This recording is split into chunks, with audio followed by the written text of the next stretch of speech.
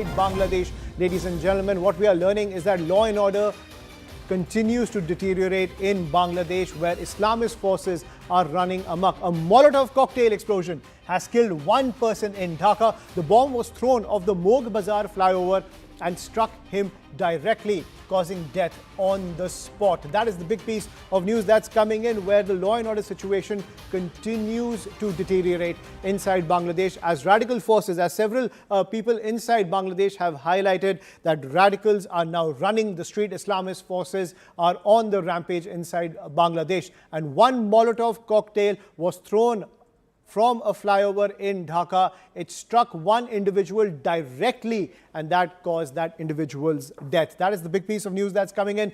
And this comes in the wake of the Deepu Das murder, where a Hindu man was lynched over blasphemy allegations. But as you can see, the law and order situation continues to deteriorate in Bangladesh, where one individual armed with a Molotov cocktail threw it off a flyover. It hit one individual directly on the body and killed that person instantly. So this is the situation that's emerging in Bangladesh. I'm joined by my colleague Siddhant Mishra on the broadcast to get more details. So Siddhant, a very worrying situation. You have marauding mobs armed with Molotov cocktails and other arms just roaming the streets of the capital of Bangladesh. And in this case, the violence has led to one individual. And at the same time, the law and order situation continues to break down, as it seems that the Islamists are running the streets of Dhaka.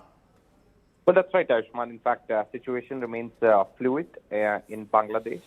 And this evening, Bangladesh capital, Dhaka, was rocked by a blast. A young man was killed in a cocktail explosion in the Mog Bazar area. In fact, according to eyewitness, a bomb thrown from the Mog Bazar flyover, it struck him directly, causing him death on the spot. Right now, police force is investigating the matter. We have been told that some local miscreant groups were involved in this particular attack.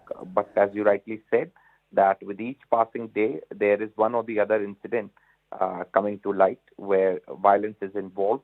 And this has become a new normal in Bangladesh.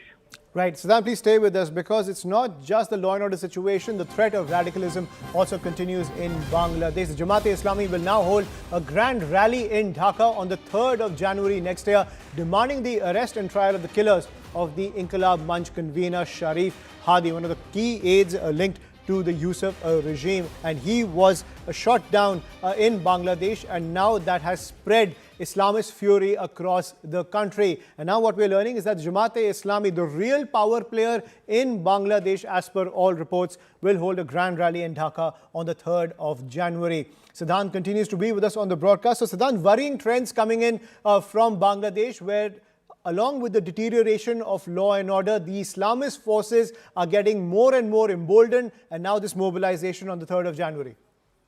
Well, that's right. In fact, Jamaat-E-Islami will be benefited from the current ongoing situation in Bangladesh. In fact, they have been encashing it as well.